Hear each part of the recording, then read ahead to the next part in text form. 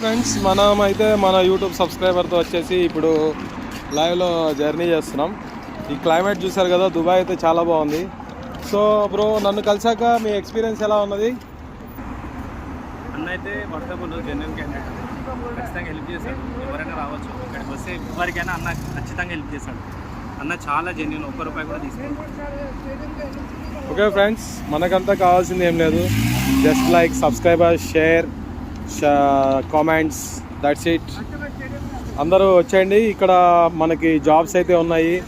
జనవరి ఫిబ్రవరి కల్లా మళ్ళీ ఎండింగ్ అయిపోతుంది. మళ్ళీ ఎప్పుడైతే వింటర్ అయిపోతుందో ఇక్కడ మళ్ళీ జాబ్స్ దొరకడం కష్టం అవుతుంది. లైక్ జనవరి ఎండింగ్ కల్లా అయిపోతాయి మ్యాక్సిమం.